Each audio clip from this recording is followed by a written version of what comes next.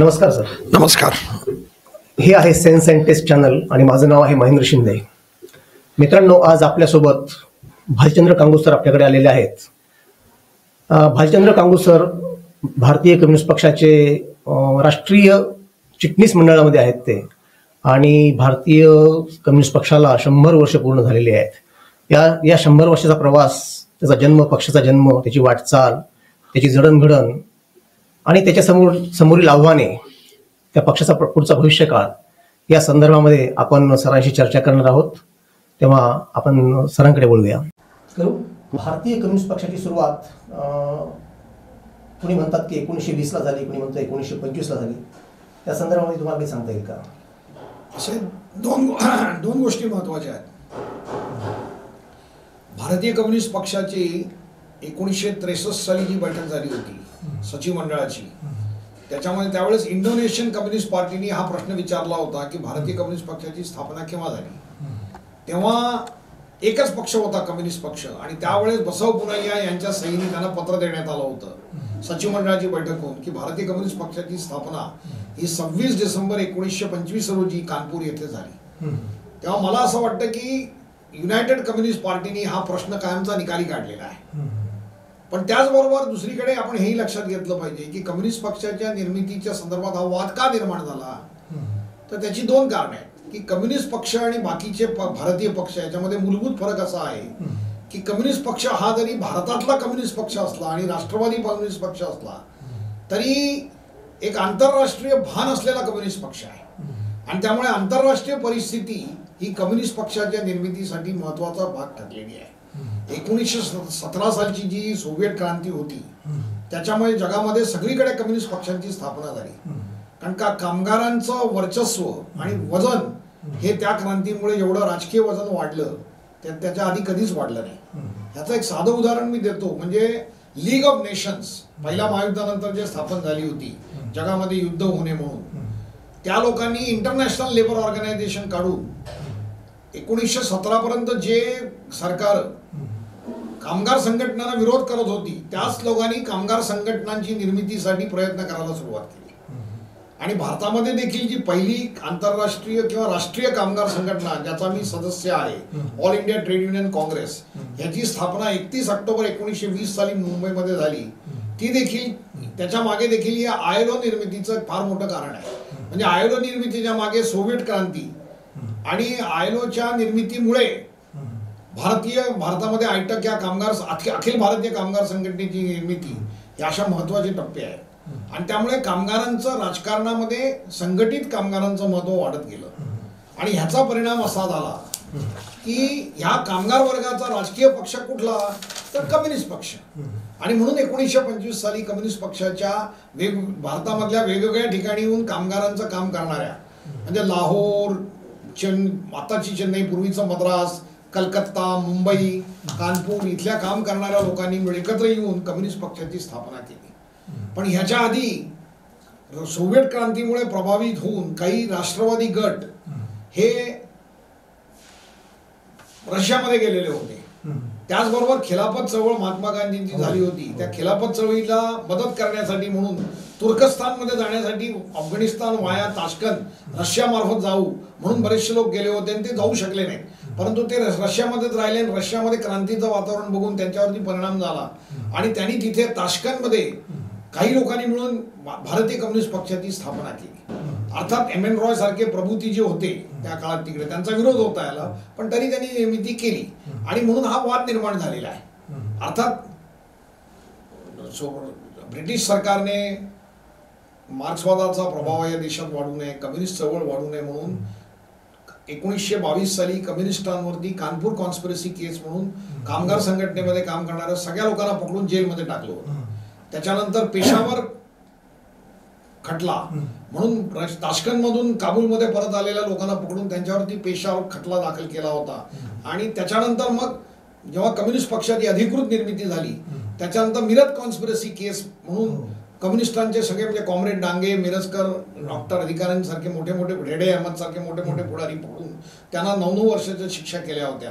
आणि महात्मा गांधी आणि जवाहरलाल नेहरू हे त्यांच्या सुटकेसाठी प्रयत्न करत होते. महात्मा गांधींनी तर ह्या कार्यकर्त्यांची भेट घेतली होती जाऊन, आणि त्या कार्यकर्त्यांशी चर्चा करून त्यांना प्रयत्न केला होता काँग्रेसमध्ये यावं. अर्थात कम्युनिस्ट पक्षाचे कार्यकर्ते 1942 आणि नंतर 47 पर्यंत काँग्रेस पक्षामध्ये राहूनच काम करत होते. म्हणजे प्रयत्न असा होता की काँग्रेस चळवळीला समाजवादाकडे डावे वळण देण्याचा प्रयत्न करावा, म्हणून काँग्रेसमध्ये असलेल्या समाजवादी पक्षाच्या जयप्रकाश नारायण, एस एम जोशी सारख्या, पटवर्धन सारख्या लोकांना बरोबर घेऊन कम्युनिस्ट काम करत होते.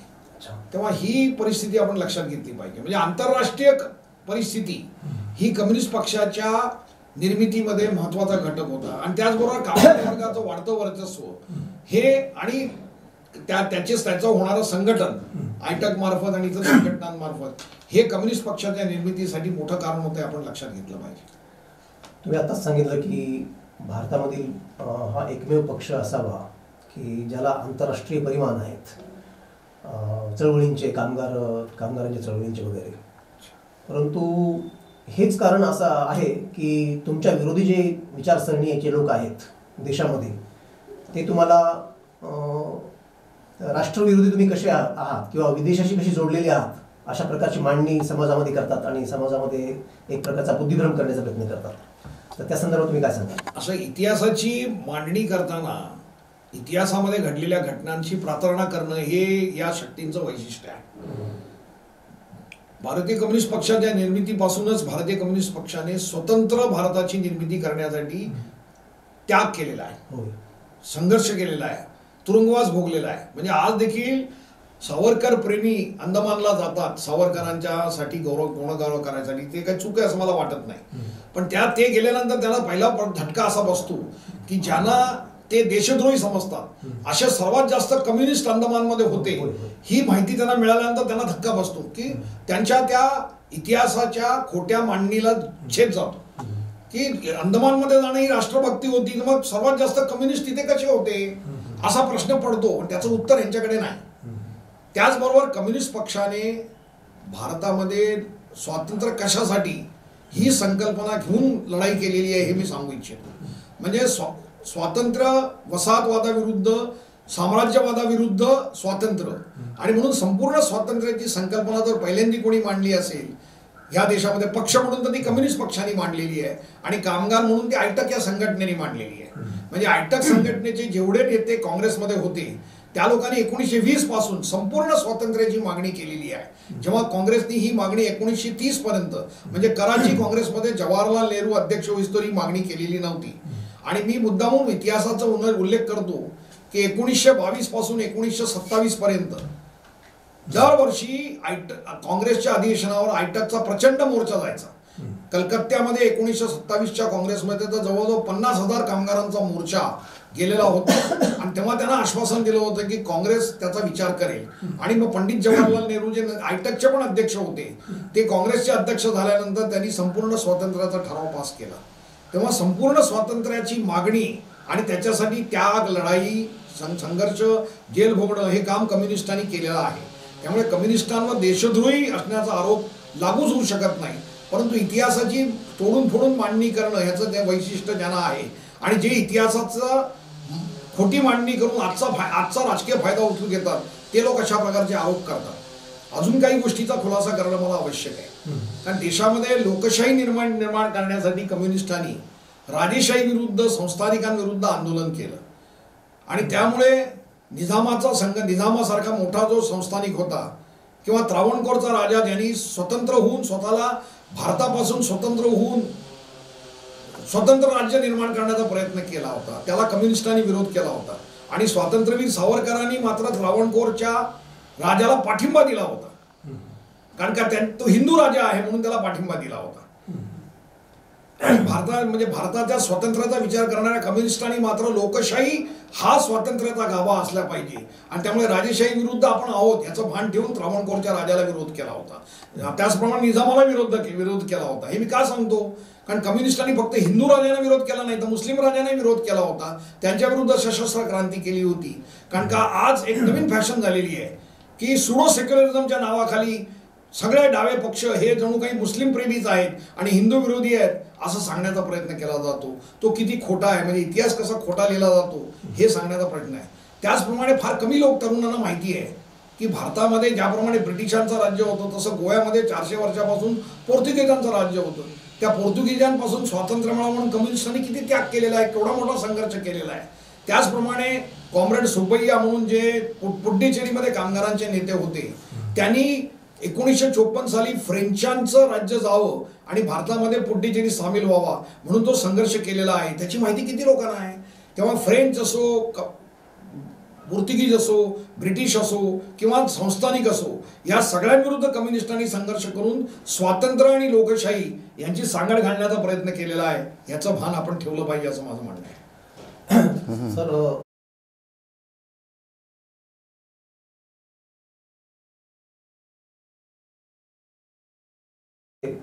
कम्युनिस्टांची काय भूमिका आहे तुम्ही आता विशद केली आणि ती खूप महत्त्वाची आहे. परंतु तुम्हाला असं नाही वाटत का की हे तुम्ही कॅपिटलाइज नाही करू शकलात आपल्या पक्षाचा बेस वाढवण्याकरता किंवा अशा प्रकारची कम्युनिस्ट चळवळीची माहिती की त्यांचं योगदानाची माहिती लोकांपर्यंत देण्यामध्ये तुम्ही कमी पडलात की काय असं वाटायला लागतं? असं आहे, मी कम्युनिस्ट योगदानाची माहिती देण्यासाठी कमी पडलो असं म्हणणार नाही. कारण का कम्युनिस्टांनी 1935 साली शेतकऱ्यांना संघटित करून ऑल इंडिया किसान सभेची स्थापना केली, लेखकांना एकत्र करून प्रगतिशील लेखक संघाची स्थापना केली, कलाकारांना एकत्र करून इंडियन पीपल्स थिएटर्स म्हणजे इप्टाची स्थापना केली, विद्यार्थ्यांना एकत्र करून ऑल इंडिया स्टुडंट फेडरेशनची स्थापना केली. तेव्हा नुसतंच कामगारांना संघटित केलं नाही तर समाजातल्या विविध स्तरावरच्या लोकांना एकत्र करून त्यांना स्वातंत्र्य लढ्याचं जोडण्याची महत्त्वाची कामगिरी केलेली आहे. आणि ह्या लोकांनी मग जनतेपुढे माहिती देण्याचा प्रयत्न केलेला आहे. विशेषतः 1900 तुम्ही जर हिंदी चित्रपटसृष्टी बघितली तर 1935 सालापासून जवळजवळ 2000 सालापर्यंत डाव्या पक्षातले डावे जे मंडळी आहेत, जे लिहिणारी मंडळी आहेत, कवी आहेत, कैफी आझमी असतील, सायर लुधियानवी असतील, शैलेंद्र असतील किंवा महाभारत लिहिणारे राही मसूम राजा असतील, हे सगळी मंडळी जी आहेत ती ह्या डाव्या चळवळीशी संबंधित होती. तेव्हा डाव्या चळवळीने सांस्कृतिक क्षेत्रात अण्णाभाऊ साठ्यांचं उदाहरण मी महाराष्ट्रापुरतं घेईन की संयुक्त महाराष्ट्र चळवळ करताना अण्णाभाऊ आणि शाहीर अमरशेख यांनी ज्याप्रमाणे संपूर्ण महाराष्ट्रामधल्या जनतेला पेटवलेलं होतं, हेच आता उल्लेख आहे की कम्युनिस्टांचं योगदान लोकांनी कसं स्वीकारलेलं होतं. खरा मुद्दा कसा आहे की हे योगदान स्वीकारताना कम्युनिस्ट पक्षाने आर्थिक मुद्द्यांवर भर देऊन आर्थिक परिवर्तन झालं तर समाजामध्ये परिवर्तन होईल असं गृहीत धरून स्वतः मोठ्या लढाया केल्या. आणि त्यामुळे आर्थिक परिवर्तनाचा प्रश्न जोपर्यंत महत्त्वाचा होता तोपर्यंत समाजामधले फार मोठे समूह ह्या कम्युनिस्ट पक्ष चळवळीशी जोडले गेले होते.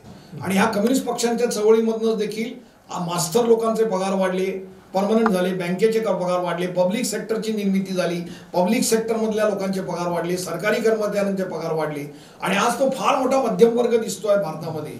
त्याच्या निर्मितीसाठी कम्युनिस्ट पक्ष आणि त्यांच्या चळवळी महत्त्वाच्या आहेत. परंतु आर्थिक परिस्थिती बदलल्यानंतर या लोकांचे प्रश्न बदललेले आहेत आणि त्यामुळे आता त्यांना सामाजिक स्तर मिळण्यासाठी त्यांना जात आणि धर्म महत्त्वाचा वाटायला लागलेला आहे. आणि त्यामुळे ज्याला आयडेंटिटी पॉलिटिक्स म्हणतो किंवा ओळखीचं राजकारण म्हणतो ते आता जास्त महत्त्वाचं झाल्यामुळे वर्गीय ओळख मागे पडून जातीय आणि धार्मिक ओळख वाढत चाललेली आहे आणि त्यामुळे कम्युनिस्टांपुढे प्रश्न निर्माण झालेले आहेत, हे मी मान्य करतो. तरीही मला वाटतं की आजच्या काळामध्ये खोटं बोल पण रेटून बोल अशा प्रकारची काही नीती, काही पक्ष, काही विचारसरणी करताना दिसते आणि नसलेलं योगदान लोकांसमोर आणण्याचा प्रयत्न करते की आमची किती मोठी कामगिरी होती, आमचं किती मोठं योगदान होतं. अशा काळामध्ये कम्युनिस्टांनी ज्यांनी खरं योगदान दिलेलं आहे ते मात्र लोकांच्या आजच्या पिढीमध्ये फार काही स्मरणात नाही असं वाटतं. तर त्या दृष्टीने प्रयत्न करायला हवेत असं वाटत नाही का तुम्हाला? असं आहे, गोबेल्स नावाचा जो हिटलरचा परराष्ट्र मंत्री होता त्यांनी असं म्हटलेलं होतं की खोटं बोला पण रेटून बोला. आणि एकच खोटी गोष्ट 150 वेळा सांगितल्यानंतर त्याच्यावरती विश्वास ठेवणारे लोक निर्माण होतात. आपल्या भारतामधले सध्याचे जे गृहमंत्री आहेत अमित शहा यांनी देखील असं म्हटलं होतं मागच्या निवडणुकीच्या वेळेस म्हणजे 2019च्या वेळेस माझ्या माहितीप्रमाणे की 50,000 व्हॉट्सअप ग्रुप आम्ही तयार केलेले आहेत आणि कुठलीही बातमी खोटी असो का खरी असो आम्ही एका मिनिटामध्ये भारतामध्ये पसरू शकतो असं त्यांनी म्हटलेलं होतं. त्यामुळे खोटेपणा आणि नवीन तंत्रज्ञानाचा उपयोग करून लोकांपर्यंत पोहोचण्याची युक्ती शोधलेली आहे.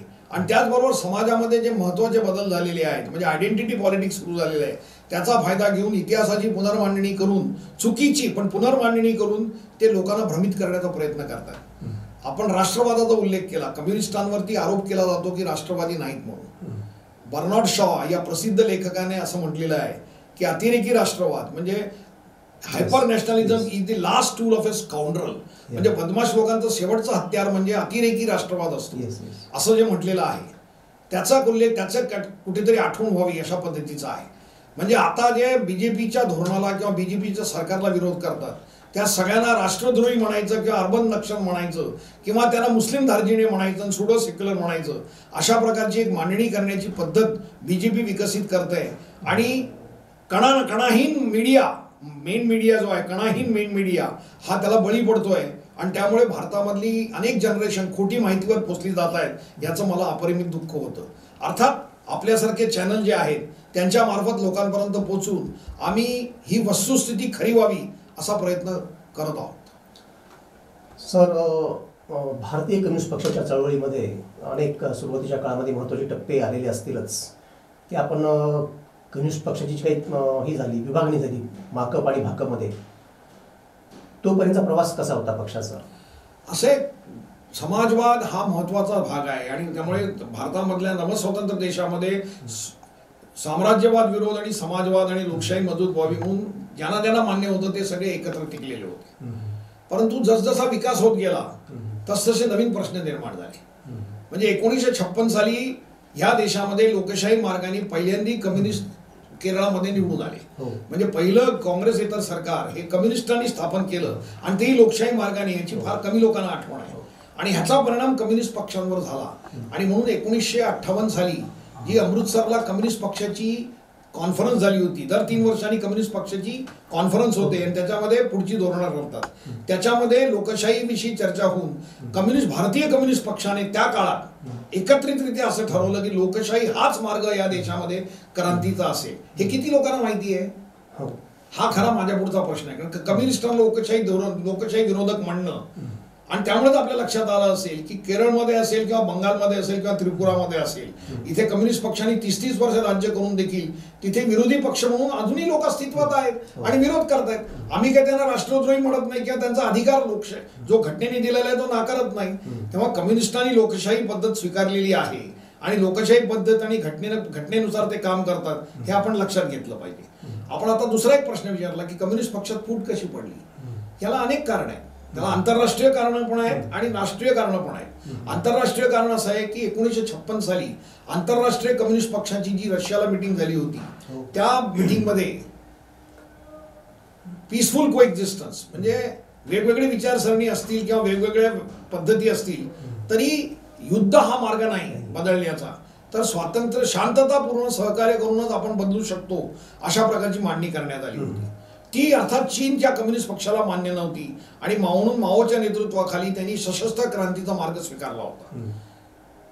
तेव्हा चीन बरोबर का रशिया बरोबर ही कम्युनिस्ट पक्षात एक वाद होता आणि त्यामुळे भारतीय कम्युनिस्ट पक्षामध्ये देखील असा एक छोटा गट होता की जो म्हणत होता की चीन बरोबर आहे आणि त्याचबरोबर अशा गटाला प्रोत्साहन देण्याचं काम चीन करत होता. त्यामुळे आपण जर बघितलं तर भारतीय कम्युनिस्ट पक्षातच फक्त फूट पडली नाही तर इंडोनेशियन कम्युनिस्ट असेल, मलेशियन कम्युनिस्ट असेल, थायलंडचा कम्युनिस्ट पक्ष असेल, म्यानमार म्हणजे बर्मापूर्वीचा कम्युनिस्ट पक्ष असेल, सिलोनचा कम्युनिस्ट पक्ष असेल, सगळ्या कम्युनिस्ट पक्षामध्ये त्या काळामध्ये इव्हन युरोपमध्ये आणि लॅटिन अमेरिकेमध्ये देखील फूट पडली होती आणि चीनचं त्याला समर्थन होतं हे आपण लक्षात घेतलं पाहिजे. त्याचबरोबर भारतामधली एका विशिष्ट परिस्थितीमध्ये ज्या पद्धतीने पंडित जवाहरलाल नेहरू आणि इंदिरा गांधी काँग्रेसचे अध्यक्ष असताना त्यांनी समाजवादी पक्षाला हाताशी धरून एक खोटा प्रश्न निर्माण करून कायदा आणि सुव्यवस्थेचा प्रश्न केरळ सरकारला हँडल करता येत नाही म्हणून शिक्षणाच्या प्रश्नावरती केरळ सरकारने जी भूमिका घेतली होती त्याचं पर्यावसन हे असंतोषामध्ये होऊन समाजामध्ये अशांत होईल म्हणून ते सरकार 356 कलम करून बरखास्त केलेलं होतं. आणि त्यामुळे गांधी आणि नेहरू आणि इंदिरा गांधींविरुद्ध एक कम्युनिस्टांमधला एक छोटासा गट का होईना सक्रिय झालेला होता. तेव्हा त्यांचाही आग्रह होता की आपण ह्या सरकारविरुद्ध काम केलं पाहिजे.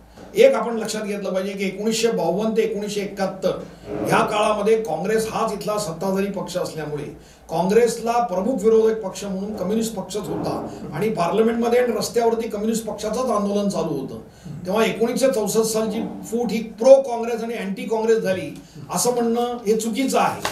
त्याच्यामागे आंतरराष्ट्रीय कम्युनिस्ट चळवळीतली फूट आणि काँग्रेस सरकारचं जे एकाधिकारशाही लोकशाही विरोधी व्यवहार जो होता त्याचा परिणाम म्हणून ही फूट झाली असं मला स्वतःला वाटतं. त्याचबरोबर तिसरी एक महत्त्वाची गोष्ट अशी आहे की कम्युनिस्ट पक्षामध्ये वेगवेगळी मतं असतात आणि ती मतं असली पाहिजेत असा कम्युनिस्ट पक्षाचा आग्रह असतो. परंतु कम्युनिस्ट पक्षामध्ये ही मतभेद सोडवण्यासाठी डेमोक्रेटिक सेंट्रलिझम म्हणजे तुम्ही बहुमताचा निर्णय मान्य केला पाहिजे अल्पमताने आणि काम केलं पाहिजे असा आग्रह धरतात. आणि त्यामुळे आपण बघितलं की 125 लोकांच्या राष्ट्रीय काउन्सिलमधनं जेव्हा फूट पडली तेव्हा फक्त 31 लोक बाहेर पडले. म्हणजे अल्पसंख्याक लोकांनी डेमोक्रेटिक सेंट्रलिझम नाकारला म्हणून कम्युनिस्ट पक्षात फूट पडली. म्हणजे कम्युनिस्ट पक्षाचं जे महत्वाचं व्यवहार असतो लोकशाही पद्धतीचा तो नाकारल्यामुळे कम्युनिस्ट पक्षात फूट पडली. हे देखील एक महत्वाचं कारण आहे असं मला सांगावं वाटतं. कम्युनिस्टांचं स्वातंत्र्य लढ्यामध्ये फार मोठं काम आहे, आपण आताच पाहिलं.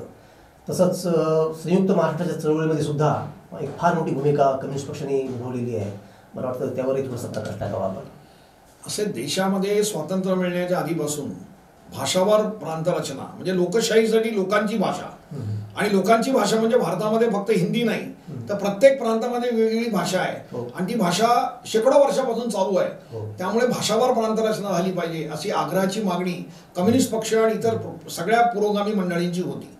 आणि त्यामुळे जेव्हा फाजलभाई कमिशन नेमण्यात आलं काँग्रेसने देखील कमिटमेंट केलं होतं आणि ती कमिटमेंट पूर्ण करण्यासाठी काँग्रेस पक्षाने मंत्रिमंडळाने जेव्हा कमिशन नेमलं त्या कमिशननी महाराष्ट्राची मुंबईसह महाराष्ट्र ही भूमिका नाकारली आणि द्विभाषिक गुजरात आणि महाराष्ट्राचं द्विभाषिक केलं. याला विरोध म्हणून कम्युनिस्ट पक्षाने सगळ्या इतर पक्षांना बरोबर घेऊन संयुक्त महाराष्ट्र समितीची निर्मिती केली. कॉम्रेड डांगे, उद्धवराव पाटील आणि SM जोशी आणि त्याचबरोबर दिबा पाटील शेका पक्षाचे या लोकांनी फार महत्वाची भूमिका बजावली आणि त्या लोकांनी मिळून संपूर्ण जो प्रचंड संघर्ष केला त्याचा परिणाम संयुक्त महाराष्ट्र निर्मितीमध्ये झाला. कम्युनिस्ट पक्ष लोकशाही विरोधी आहे असं काही लोक म्हणतात, असा अपप्रचार करतात. त्याप्रमाणेच कम्युनिस्टांना हिंसा मान्य आहे अशाही प्रकारचा एक आरोप बऱ्याच वेळा होतो. त्याबद्दल आपण काय सांगाल? असं आहे, कम्युनिस्ट पक्षाने हिंसेकडे नेहमी हिंसाच हा क्रांतीचा मार्ग आहे असं म्हटलेलं नाही, परंतु हिंसा त्याज्य असंही कधी म्हटलेलं नाही. म्हणजे मला कॉम्रेड पानसरे या निमित्ताने आठवतात. कॉम्रेड पानसरे असं म्हणतात की कम्युनिस्टांचा मार्ग हा त्यांचे विरोधक ठरवतात. म्हणजे विरोधक जर लोकशाही पद्धतीने काम करत असतील तर लोकशाही पद्धतीने कम्युनिस्ट पक्ष काम करेल, पण विरोधकांनी जर दडपशाही आणि सैन्य वापरायला सुरुवात केली तर त्याचा मुकाबला करण्यासाठी कम्युनिस्टांना देखील शस्त्र उचलावे लागतील. आणि त्याचं उदाहरण देताना ते निजामशाहीचं उदाहरण द्यायचे. आणि त्यामुळे कम्युनिस्टांवरती हा आरोप जो केला जातो तो हिंसेसंबंधी कम्युनिस्टांची असलेली भूमिका घेऊन ही मांडणी केली जाते. आणि त्याचबरोबर बाबासाहेब आंबेडकर आणि महात्मा गांधी ही दोन शक्ती भारतामधल्या महत्वाच्या शक्ती आहेत की त्यांनी हिंसे आणि लोकशाहीच्या भूमिकेमुळे कम्युनिस्टांना विरोध केलेला होता. पण कम्युनिस्ट पक्षाने कुठेच असं म्हटलेलं नाही की लोकशाही पद्धतीने या देशात क्रांती होणार नाही. दुर्दैवाने बाबासाहेबांचं निधन 1956 सालीच झालं आणि कम्युनिस्ट पक्षाने लोकशाही पद्धतीनेच भारतात क्रांती होईल हे 1958 सालच्या काँग्रेसमध्ये मंजूर केल्यामुळे बाबासाहेबांना त्याच्याबद्दल माहिती असण्याची अपेक्षा ठेवणं चुकीचं आहे. महात्मा गांधी पण 1948 साली त्यांचा खून झालेला असल्यामुळे त्याच्याबद्दल आपण त्यांच्याकडनं काही अपेक्षा करणं चुकीचं आहे. परंतु भांडवलदारी पत्राने मात्र जाणीवपूर्वक कम्युनिस्ट लोकशाही विरोधी आहेत असा प्रचार केला. आणि ह्याला एक आंतरराष्ट्रीय कारण पण आहे की रशियामध्ये जेव्हा क्रांती झाली तेव्हा रशियामधल्या कामगारांची क्रांती चिरडून टाकण्यासाठी 14 देशांनी रशियावरती व्हाईट आर्मी म्हणून एक सैन्य तयार करून हल्ला केला होता. त्याचा मुकाबला करण्यासाठी रेड आर्मी म्हणून कामगार आणि शेतकरी आणि रशियामधले जे सैनिक होते त्यांनी त्याचा मुकाबला केलेला होता. आणि त्यामुळे लोकशाहीची जी पारंपरिक अँग्लो सॅक्सन म्हणजे अमेरिकन किंवा इंग्लंडमध्ये असणारी प्रकारची लोकशाही रशियामध्ये येऊ शकली नाही. आणि त्यामुळे लोकशाही म्हणजे बहुसंख्याकांचं राज्य आणि त्यामुळे डिक्टेटरशिप ऑफ द प्रोलेटरेट असा शब्द वापरला गेला.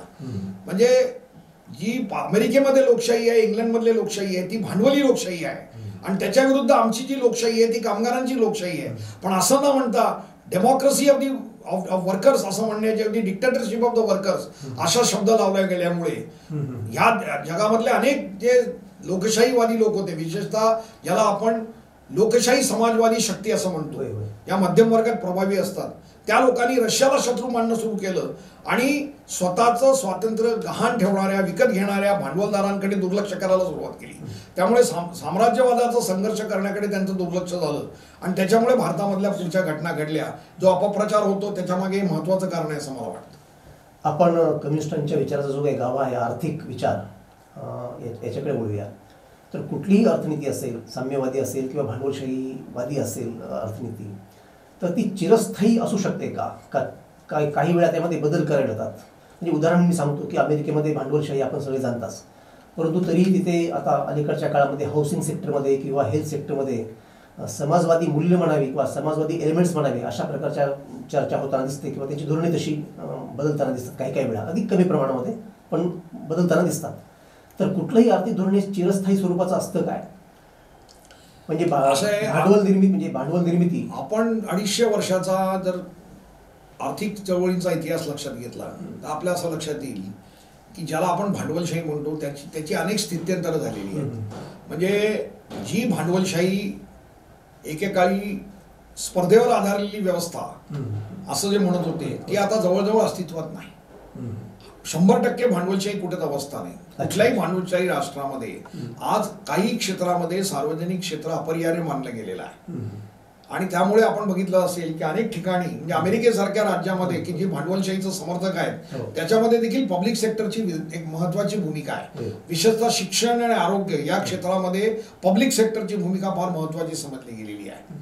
त्याचबरोबर जगामध्ये काही अशा घटना घडलेल्या आहेत. उदाहरणार्थ 1917ची क्रांती की जोपर्यंत कामगार संघटनांना मान्यता द्यायला जग तयार नव्हतं त्या लोकांना आता लक्षात आलं की कामगारांना मान्यता दिली नाही तर कामगारांना क्रांतीशिवाय पर्याय राहत नाही आणि म्हणून कामगारांना आपल्याबरोबर ठेवण्यासाठी कामगार संघटनांना मान्यता देणं अपरिहार्य आहे असं समजून त्यांनी बदल केले. दुसरीकडे कामगारांनी देखील आपली परिस्थिती बदलण्यासाठी प्रचंड प्रमाणात संघर्ष केले. आणि तिसरी परिस्थिती निर्माण झाली ती म्हणजे आंतरराष्ट्रीय क्रायसिस, ज्याला संकट म्हणतो, ते 1929-30 साली इतकं भयानक आलं होतं की अनेक शेअर होल्डरनी आत्महत्या केल्या होत्या. म्हणजे असं म्हटलं जायचं की पिशवीवर पैसे घेऊन जा आणि खिशामधनं सामान घेऊन या, इतकी महागाई वाढलेली होती. इन्फ्लेशन वाढलेलं होतं, बेकारी वाढलेली होती, इन्फ्लेशन वाढली होती. ह्याला मार्ग काय? तर त्या काळच्या रशियामध्ये मात्र हे संकट नव्हतं. का संकट नव्हतं याचा अभ्यास केल्यानंतर अर्थतज्ञांच्या असं लक्षात आलं की रशियन अर्थव्यवस्थेमध्ये मागेल त्याला काम ही व्यवस्था होती आणि ती व्यवस्था आणण्यासाठी म्हणून मग त्यांनी केन्स सारख्या अर्थतज्ञांनी मांडणी करायला सुरुवात केली की आर्थिक संकटातून बाहेर जर पडायचं असेल तर आपल्याला सरकारनी कामं काढली पाहिजेत आणि लोकांना पैसा दिला पाहिजे. लोकांच्या खिशात पैसा गेला तर मार्केटला उठाव मिळेल आणि भांडवलदारांचा माल खपवून आणि त्याच्यानंतरच ज्याला पण लोककल्याणकारी राजवट किंवा वेलफेअर पॉलिटिक्स म्हणतो त्याची सुरुवात झाली. आणि जगामध्ये 1980 सालापर्यंत हे वेलफेअर पॉलिटिक्स होतं आणि त्यामुळे कामगार संघटनांना मान्यता मिळणं, कामगारांचे पगार वाढणं, बोनस मिळणं, त्यांच्यासाठी कायदे होणं, सवलती मिळणं, हे बंद पडलेले कारखाने सुरू करणं सरकारने, अशा काही घटना घडलेल्या दिसत आहेत. म्हणजे आणि हे सगळं भांडवलशाहीने पचवलं. पण हे करताना खासगी संपत्तीचा आग्रह मात्र त्यांनी धरला आणि हा जो लवचिकता त्यांनी जी दाखवली ती लवचिकता मला वाटतं समाजवादी राजवटीनं दाखवता आली नाही, म्हणून सोव्हिएट युनियनचा अस्तं झाला असं माझं म्हणणं आहे. परंतु व्हिएटनाम, चीन आणि क्युबा सारखी राष्ट्र ही लवचिकता दाखवून आता काम करतायत आणि म्हणून एकीकडे समाजवादाचा नारा देत ते दुसरीकडे बहुराष्ट्रीय कंपन्या आणि परदेशी भांडवलाला आपल्या देशात बोलवून देशाचा विकास साध्य करतायत. असे पण बदल घडतात. त्यामुळे अगदीच काही कम्युनिस्ट शिकत नाही अशातला भाग नाही. म्हणजे भारतामधल्या कम्युनिस्टांनी बघितलं तर भारतामधल्या कम्युनिस्टांनी देखील नवीन आर्थिक धोरणाला विरोध करता करता नवीन आर्थिक धोरणाबरोबर स्वतःला ऍडजस्ट केलेलं आहे. म्हणजे 2004 सालचं उदाहरण घेतलं, मनमोहन सिंग पंतप्रधान होते, आत्ताच नुकतेच ते वारले. त्या मनमोहन सिंगांच्या नेतृत्वाखाली 61 कम्युनिस्ट खासदारांनी एकीकडे खासगीकरण थांबवलं, परंतु नुसतं तेवढंच न करता या देशामधल्या कामगारांसाठी अनेक कायदे केले. उदाहरणार्थ या देशामध्ये 100 वर्षापासून जंगल जमिनीसाठी भांडणाऱ्या आदिवासींसाठी जंगल जमिनीचा कायदा केला, शेतकऱ्यांसाठी कर्जमाफी दिली, शेतमजुरांसाठी रोजगार हमी योजनेसाठी महत्वाची योजना आणली, राईट टू शिक्षणाचं खासगीकरण होत आहे आणि गरिबांना शिक्षण मिळणार नाही म्हणून राईट टू एज्युकेशन सारखे कायदे आणले, राईट टू इन्फॉर्मेशन सारखा कायदा भ्रष्टाचार विरोधी चेक करण्यासाठी आणला. तेव्हा त्या व्यवस्थेमध्ये जेवढं काही करता येईल लोकांसाठी ते करण्याचा कम्युनिस्टांनी प्रयत्न केला. तेव्हा कम्युनिस्ट बदलत नाहीत किंवा कम्युनिस्ट सुधारत नाहीत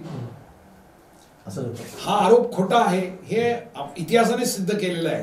पण त्याचबरोबर आर्थिक परिस्थिती बदलल्यानंतर आर्थिक रचना बदलत असताना समाजामधल्या लोकांच्या अपेक्षा लक्षात घेऊन काम केलं पाहिजे, हा देखील संदेश कम्युनिस्ट आणि समाजवादांना जे त्याच्याबद्दल फार आग्रही असतात त्यांच्यासाठी दिलेला आहे असं माझं मत आहे.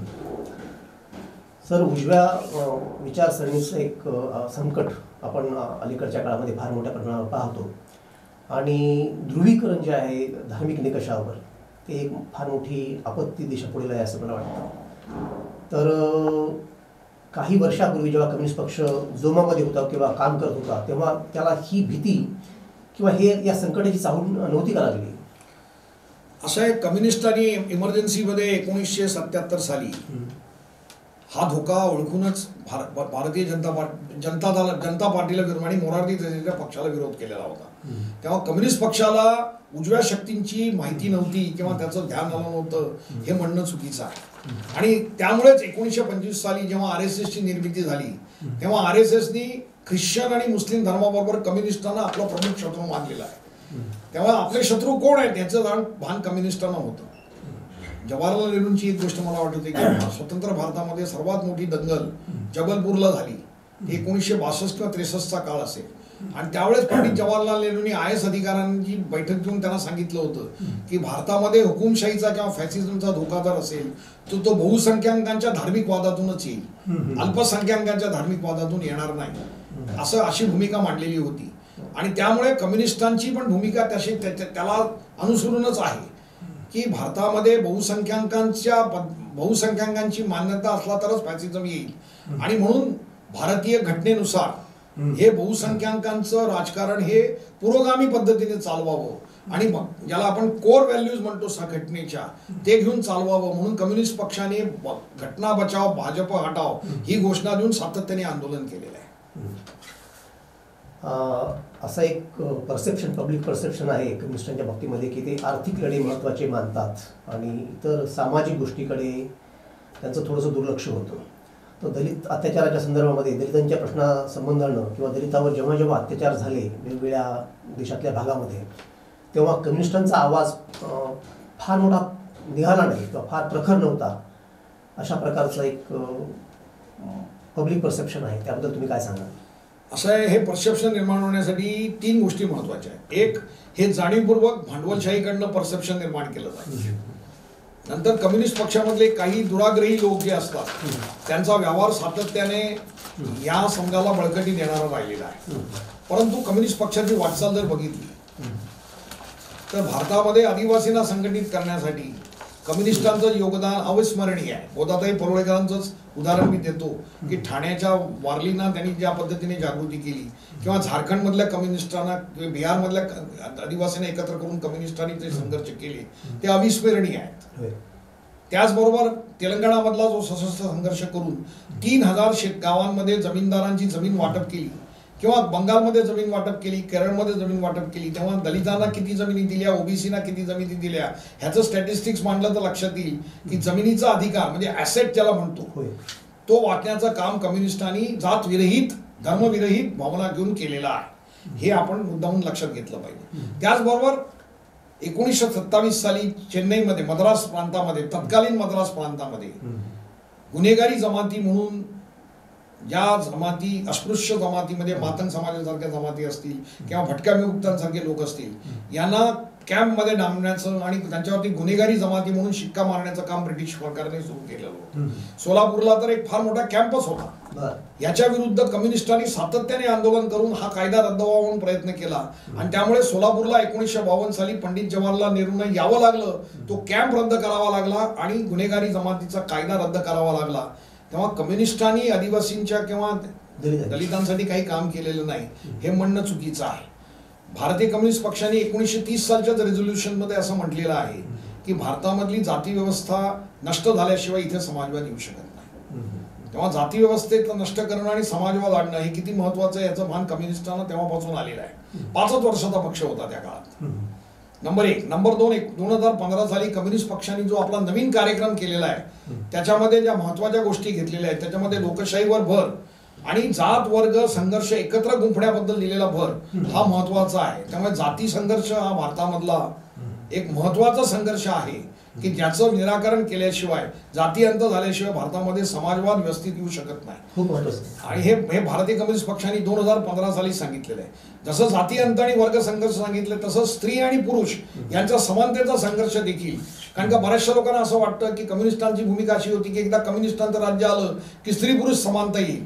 याला देखील छेद जाणारा तो कार्यक्रम आहे की त्या कार्यक्रमात असं म्हटलंय की जाणीवपूर्वक कम्युनिस्टांना काम करावं लागेल. नुसती सत्ता आली म्हणजे स्त्री पुरुष समानता येणार नाही, तर जाणीवपूर्वक स्त्रियांना हक्क देण्यासाठी काम करावं लागेल. आणि म्हणूनच कम्युनिस्ट पक्षाच्या खासदार गीता मुखर्जी यांनी 33% जागा पार्लमेंटमध्ये आणि विधानसभेमध्ये आणाव्यात म्हणून ठराव आणला होता. 1984 सालीच पार्लमेंटमध्ये ठराव आणला होता. तेव्हा हे बदल घडलेले आहेत आणि कम्युनिस्टांनी ते स्वीकारलेले आहेत. हे लोकांपर्यंत पोहोचू नये म्हणून इथला मीडिया, भांडवलदारांच्या ताब्यात असलेला मीडिया फार जागरूक आहे आणि भांडवल आणि कम्युनिस्टांच्या विरोधात तर प्रचार करणारच. अच्छा, त्याच्या विरुद्ध प्रचार करणारच. लोकांचं जे पब्लिक परसेप्शन आहे कम्युनिस्टाबद्दल, त्याच्या काही निगेटिव्ह बाजू ज्या आहेत त्याच्याबद्दल आपण बोललो, परंतु काही चांगल्याही बाबी आहेत लोकांच्या परसेप्शनमध्ये कम्युनिस्टाच्या बाबतीमध्ये. एक तर ते ध्येयनिष्ठ असतात, ते सहसा पक्षांतर करत नाहीत किंवा ह्या पक्षामध्ये उडी मार त्या पक्षामध्ये उडी मार, सत्तेसाठी असं करत नाहीत. आणि दुसरी गोष्ट म्हणजे ते आर्थिकदृष्ट्या अतिशय प्रामाणिक असतात. म्हणजे अतिशय गरिबी प्रसंगी गरिबीसुद्धा सहन करून ते आयुष्यभर आपल्या पक्षाचं काम करत राहतात आणि लोकांमध्येही ते प्रामाणिक म्हणून त्यांची प्रतिमा असते. तर ह्या त्या दोन गोष्टी आहेत. तर त्या दोन गोष्टी मला वाटतं की कॅपिटलाइज करून पक्षाची वाढ करता येईल असं काय कुठे कमी पडतं त्या संदर्भामध्ये. कारण आजही परसेप्शन चांगलं आहे. लोकांचं परसेप्शन बदलत चालण्याची काही उदाहरणं आपल्या पुढे आहेत. म्हणजे भारतामधल्या लोकसभेमध्ये आता करोडपतींची संख्या जर बघितली तर पूर्वीच्या काळी ती हाताच्या बोटावर मोडण्या इतकी होती. आता जवळजवळ 383 खासदार करोडपती झाले भारतामध्ये. परवा महाराष्ट्राची असेंब्ली इलेक्शन झाली. या असेंब्ली इलेक्शनमध्ये जर बघितलं तर ज्यांच्या 5 वर्षाच्या आमदारकीमध्ये संपत्ती वाढ 200%, 150% झालेली आहेत अशी माणसं सरकार लोकांनी निवडून दिलेली आहेत. म्हणजे लोकांना भ्रष्टाचाराविषयी किंवा श्रीमंतांविषयी फारसा राग आहे अशी परिस्थिती नाही. त्रिपुरामध्ये आमचा 15 वर्षाची मुख्यमंत्री असलेला कार्यकर्ता, त्याची बायको बँकेमध्ये क्लार्क होती आणि तो सायकलवर यायचा हे लोकांना माहिती आहे, तरी त्या सरकारचा पराभव केलेला होता. तेव्हा भ्रष्टाचार हा मुद्दा लोकांच्या मनामध्ये नाही. तेव्हा आम्ही साधे राहतो याचं कारण लोकांनी आम्हाला मतं द्यावी म्हणून साधे राहत नाही, तर साधं राहणं हे कम्युनिस्टांच्या रक्तातच भिनलेलं आहे, जीवनमूल्य. म्हणजे मला अजूनही आठवतं की पानसऱ्यांना मी म्हणायचो की भ्रष्टाचार म्हणून भांडवलदारी पक्षाच्या माणसांनी भ्रष्टाचार केला तर लोक त्याला माफ करतात. मग कम्युनिस्टांनी भ्रष्टाचार केला तर माफ का करत नाही? तर पानसऱ्यांनी उत्तर दिलं होतं की भांडवलदारी पक्षामध्ये भ्रष्टाचार होणं हे स्वाभाविक समजलं जातं, त्यामुळे लोक त्याचा गंभीरपणे विचार करत नाही. पण कम्युनिस्ट हे जनतेशी बांधिलकी ठेवणारे असल्यामुळे त्यांनी भ्रष्टाचार करणं जनतेला मान्य नाही, म्हणून भ्रष्टाचारी कम्युनिस्ट लोकांना चालत नाही. त्यामुळे कम्युनिस्टांना ह्याचं भान असल्यामुळे कम्युनिस्ट हे साधे राहतात. एक उदाहरण मी तुम्हाला देतो की आता ईडीची भीती सगळ्यांना आहे. म्हणजे महाराष्ट्रामध्ये तर अनेक पक्ष फुटलेत ईडीच्या भीतीमुळे. कम्युनिस्ट पक्ष 33 वर्ष बंगालमध्ये सत्तेवर होता. किती लोकांना ईडीने अटक केलेली आहे, किती मंत्र्यांवर भ्रष्टाचाराचे आरोप आहेत. केरळमध्ये अनेक वर्ष आम्ही ताब्यात होतो, त्याच्या तिकडे ईडीचे हल्ले का होत नाहीत? कारण कम्युनिस्टांनी जाणीवपूर्वक ही भूमिका ठेवलेली आहे आणि त्याच्यामुळे कम्युनिस्टांवरती भ्रष्टाचाराचा आरोप लागू शकलेला नाही, याचा आम्हाला सार्थ अभिमान आहे. कम्युनिस्ट पक्ष वाढू शकला नाही याची काही कारणं सांगता येतील किंवा ती जनमानसामध्ये आहेत. उदाहरणार्थ जेव्हा पक्ष सत्तेवर होता, ते केरळ असू देत किंवा बंगाल असू देत किंवा आणखी कुठली असू देत, की त्यांनी शाळा, कॉलेजेस, सूतगिरण्या, साखर कारखाने असं काही काढलं नाही जेणेकरून त्यांचे किल्ले बनतील, एक म्हणजे लोक त्यांच्याकडे ओढले जातील, त्याचा एक बेस बनेल, मास बेस, जे की अशा प्रकारच्या संस्थांमधून होत असतो, साखर कारखाने, सूतगिरण्या वगैरे वगैरे. ते एक कारण म्हणता येईल का, किंवा त्या संदर्भात तुमची काय भूमिका होती? असं आहे, कम्युनिस्ट पक्षाची वाढ न होण्याची कारणं अनेक आहेत. ते फक्त कम्युनिस्ट पक्षाने सत्ता मिळवली असताना काही केलं नाही आणि त्यामुळे लोकांवर प्रभाव पडला नाही इतकं सोपं उत्तर त्याचं मिळू शकत नाही. उदाहरणार्थ शाळांचा उल्लेख केला. आज जर एकाच राज्यामध्ये शाळेमध्ये शिकणाऱ्या, सरकारी शाळेमध्ये शिकणाऱ्या मुलांची संख्या जर जास्त असेल तर ते राज्य केरळ आहे. केरळमध्ये सरकारने जी इन्व्हेस्टमेंट केलेली आहे पब्लिक स्कूल्समध्ये, त्याच्यामुळे सरकारी शाळांमधल्या मुलांची संख्या ही खाजगी शाळांपेक्षा जास्त आहे. आणि हे बाकीच्या राज्यांपेक्षा अपवाद आहे. केरळ हे राज्य सर्वात जास्त म्हणजे साक्षर असलेलं राज्य आहे भारतामध्ये. याचं कारण पुन्हा कम्युनिस्ट आणि कम्युनिस्टांची चळवळ आणि तिथे असलेला समाज सुधारण्याच्या चळवळी यांना दिलं पाहिजे असं माझं मत आहे. जमीन वाटपाचा प्रश्न कम्युनिस्टांनीच लावून धरला आणि कम्युनिस्टांनीच वाटप केलं. म्हणजे जमिनीचं सर्वात जास्त वाटप बंगालमध्ये, केरळमध्ये आणि त्रिपुरामध्ये झालं. बाकीच्या प्रांतामध्ये फारसं वाटप झालेलं नाही. हे पण कम्युनिस्टांचं महत्त्वाचं काम आहे.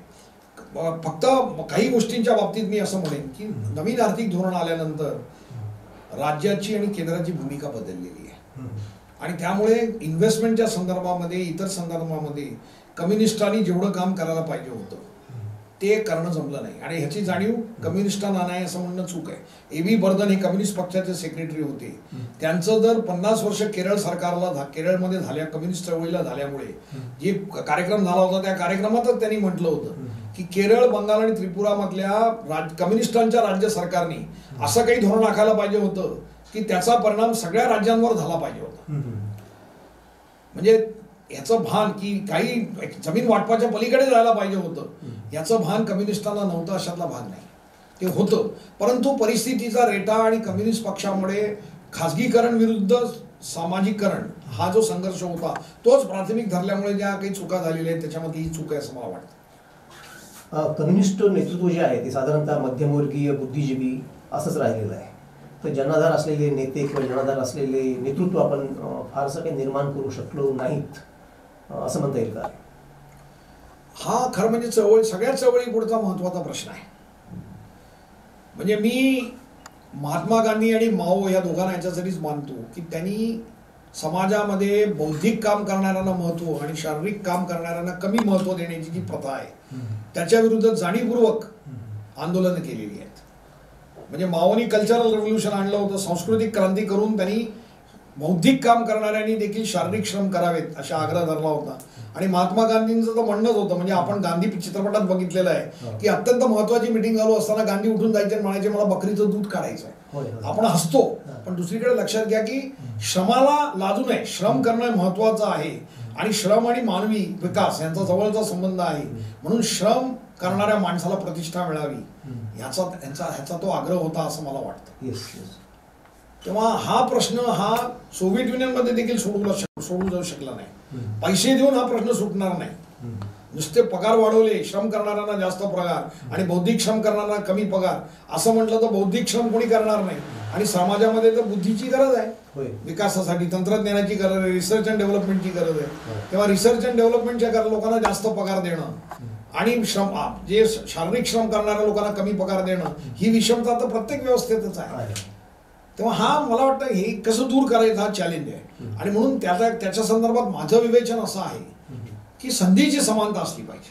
म्हणजे माझं उदाहरण मी देतो की मी झेकोस्लोवाकियाला 1986 साली गेलो असताना माझी तिथे त्यांच्या ट्रेड युनियनच्या जनरल सेक्रेटरीची बैठक ठरली होती.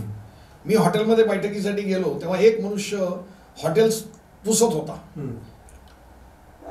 फरशी पुसत होता, म्हणजे आपल्या दृष्टीने तो स्वीपर होता.